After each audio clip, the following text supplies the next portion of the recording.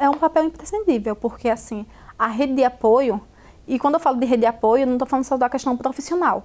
Eu estou falando de uma situação que nós, como cidadãos, como familiar, como amigo de todos, podemos fazer nosso trabalho também, que é trabalhar dentro da promoção e ter um olhar mais apurado para o outro, sabe? Sabe assim, aquela questão de vamos amar o próximo de verdade, vamos olhar, entender ele, sabe? Tem questões assim, pessoas que eu conheço, pessoas que eu convivo, quando eu olho dentro do olho, eu digo, tá tudo bem? Tá precisando conversar? Quer alguma coisa? Porque no dia a dia a gente conhece o outro. Então, a maior rede de apoio que temos é a família e os amigos, para que eles encaminhem para os especialistas necessários para esse cuidado.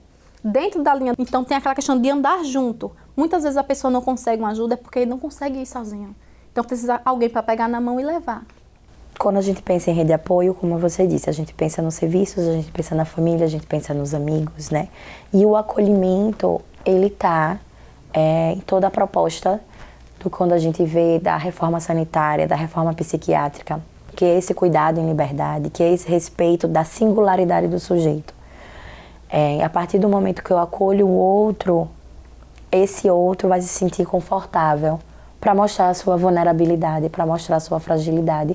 E a partir daí, até se dar conta do que é que ele precisa se revisitar para poder criar estratégias de enfrentamento.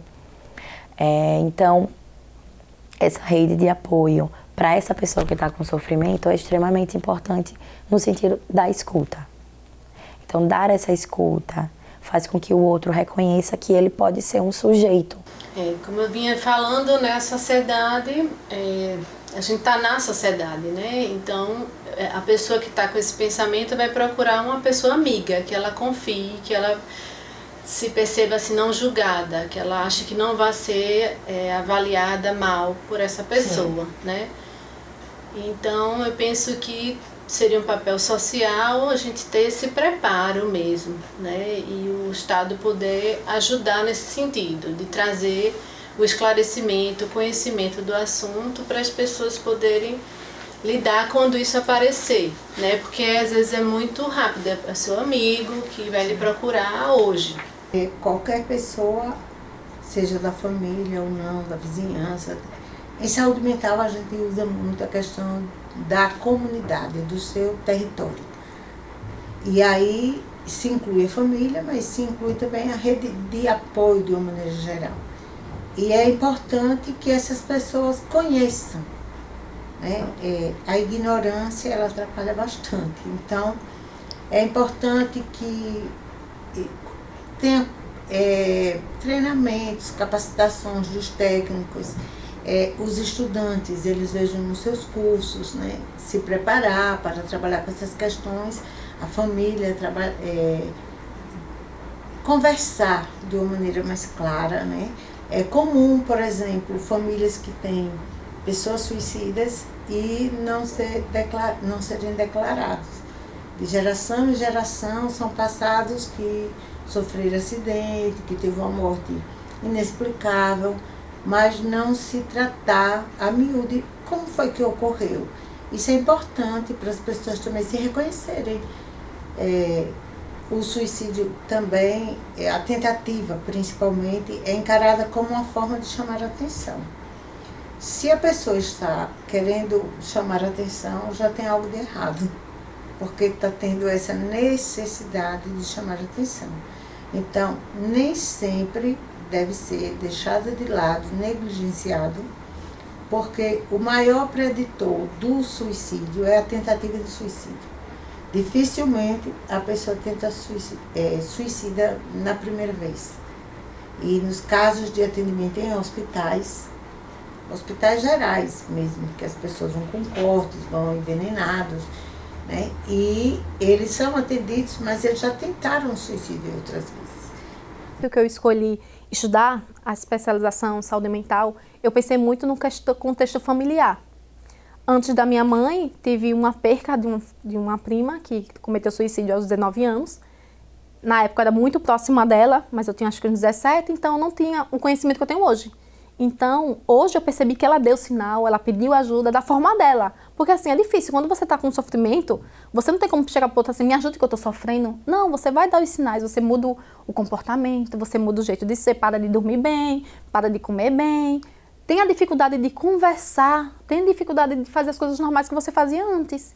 Então, quando eu vi, teve a perca da minha prima e teve a quase perca da minha mãe, porque foi através do envenenamento, só que estava modificado a química, acabou que, graças a Deus, ela está viva. E bem, após 13 anos, não teve nenhum outro caso, tem o seu cuidado dela, tem a questão da familiar toda, já está atento, tem aquela questão do olhar de perceber como o outro é importante para a gente, antes da perca.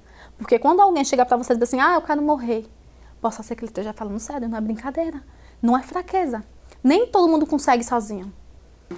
Ter os sinais das pessoas que estão com ideação suicida, né? Então a pessoa vem no discurso dizer que que vida sem graça, né? Que não está vendo muito sentido nas coisas, não tem tido vontade de viver, né? O que a gente chama do espectro suicida. Não necessariamente eu quero tirar minha vida, mas às vezes as pessoas dizem, vontade de sair andando e sumir, né? E nunca mais voltar. Isso é algo que deve se chamar atenção para um sofrimento desse tipo. Primeiro de tudo, não julgar. Cada um tem seus motivos. Segundo, não comparar. É comum as pessoas que tentam suicídio, elas serem comparadas com as pessoas que têm doenças gravíssimas e que lutam para sobreviver. A exemplo dos pacientes oncológicos. Então, tanta gente que está fazendo tratamentos difíceis, dolorosos, para viver, e você está querendo morrer. Então, isso não ecoa. É como se a pessoa não prestasse atenção, porque a sua dor é a sua dor, não é a dor da outra pessoa. Então, uma escuta qualificada, sem julgamento, né, com atenção, e principalmente a busca de profissionais. Porque, por mais que a pessoa seja da área, um psicólogo, um psiquiatra, mas ali ele é o pai, ele é a mãe, é o irmão. Então, que procure um terapeuta, um atendimento para que grupos de apoio que ocorrem, né, tem os serviços de telefonia que você pode acessar. A prefeitura tem um serviço que tem psicólogos de plantão, né, não funciona à noite nem no final de semana, mas de segunda a sexta. E faz um acolhimento com aquela pessoa no momento de desespero. Tem o CVV, que é o Centro de Valorização da Vida, que é um trabalho voluntariado, mas que tem uma função muito importante, não é ligada a uma religião, ou pelo menos não deve utilizar.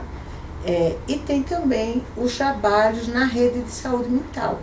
Sim, a rede de atenção psicossocial de Aracaju, ela oferta, tem os serviços dos CAPs, que são os Centros de Atenção Psicossociais, que são modelos substitutivos ao modelo manicomial que existia antes da reforma psiquiátrica, né? Então, hoje Aracaju tem 4 CAPs da linha que a gente chama da linha de transtorno mental e 2 CAPs da linha de álcool e outras drogas. São serviços porta aberta, que funcionam, né, de domingo a domingo, são 24 horas, e que as pessoas podem acessar para poder fazer uma avaliação junto com a equipe técnica do equipamento, para a partir daí identificar se é um caso para estar dentro dos CAPs, porque os CAPs atendem casos que são graves e persistentes. Se a equipe identificar que é caso de CAPs, junto com aquele familiar e aquele usuário, vai se criar o projeto terapêutico singular, que são os dias em que ele vai frequentar o CAPs, com uma oficina, com um grupo, com atendimento psicológico, psiquiátrico. Se identificar que é um caso moderado de sofrimento psíquico, né? Ou um caso leve, eles encaminham para as unidades básicas de saúde. Dentro das unidades básicas de saúde, a gente tem as referências em saúde mental, que são algumas unidades no município que tem psicólogo e psiquiatra. Identificando que é um caso moderado ou leve, essa pessoa é direcionada para a UBS do território dela, onde a recepção vai fazer a regulação via sistema, para que ela entre na lista, na fila de espera e seja chamada para consulta psicológica e psiquiátrica, com encaminhamento, né, ou do CAPS, que é a equipe especializada, ou do clínico da própria UBS.